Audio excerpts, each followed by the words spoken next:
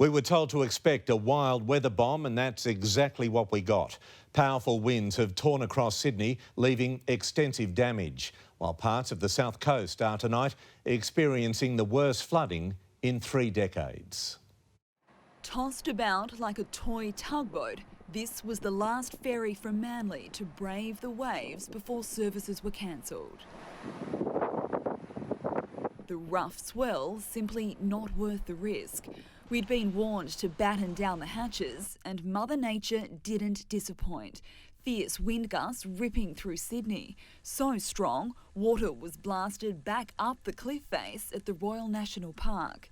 It was wild right along the coast, Collaroy beachfronts again in the firing line, and it's situation critical in Wamberal tonight as their eroded coastline continues to cop a battering. It looked like a twister had torn through Warrenora. A caravan flipped vertically onto a giant fallen gum. The damage even more stark in daylight. Cranes lifted up the caravan.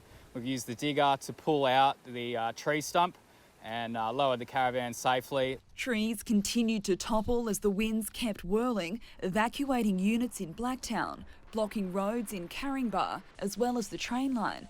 A city-bound service slamming into a fallen tree just before 7. Passengers scrambling to safety. I heard this big bang. It was a massive thud. But the biggest of them all fell onto this home in Oatley, where Ben Sears' 74-year-old father was inside. Just thank God it didn't hit him, you know. And for a tree of this size, the clean-up operation is enormous. It's also delicate, with a crane, ropes and pulleys the only way to remove it from this home. But on the south coast, they're bracing for a clean-up of a different kind, Nowra experiencing the worst flooding in 3 decades.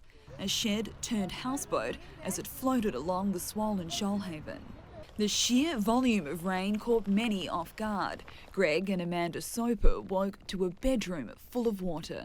Ankle deep, within about 5 minutes it was over my knees. We thought we were in a bit of trouble then. After being given evacuation orders last night, Maruya residents are now in the clear as the river's expected peak was downgraded, saving the town centre. Relief for many, a little humour for some, and a bit of fun to be had for others. What can you do? You can't argue with Mother Nature. She's the boss. Alice Monfries, 9 News.